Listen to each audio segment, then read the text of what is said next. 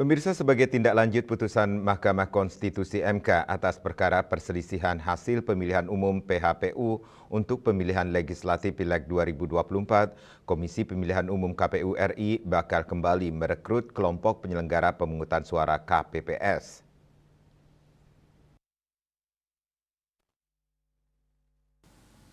Pasalnya berdasarkan aturan yang berlaku, KPPS bekerja paling lambat 30 hari setelah hari pemungutan suara.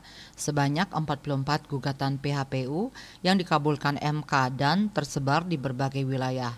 KPU juga diberi waktu yang berbeda untuk melakukan tindak lanjut. Adapun waktu yang paling lama adalah 45 hari sejak putusan dibacakan. Sisanya 30 hari dan 21 hari untuk beberapa kawasan. Selain itu, Idham mengatakan ada beberapa kawasan yang nantinya tidak melakukan perekrutan KPPS, melainkan menggunakan tenaga ad hoc pilkada. KPU saat ini tengah melakukan koordinasi bersama jajaran daerah untuk proses tindak lanjutnya. Sebagaimana putusan MK, KPU harus melakukan pemungutan suara ulang, penghitungan suara ulang, dan penyandingan suara ulang untuk beberapa wilayah yang gugatannya dikabulkan Hakim Konstitusi.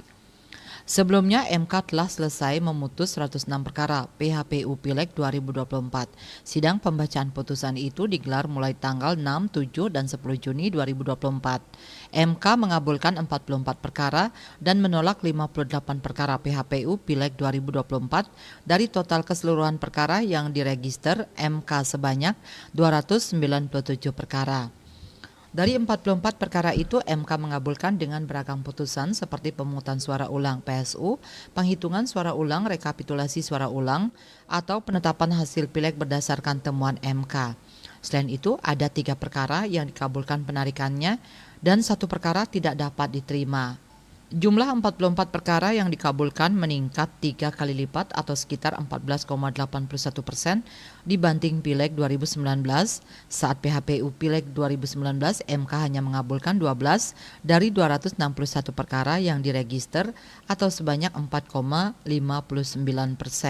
KMB Bali Pos melaporkan.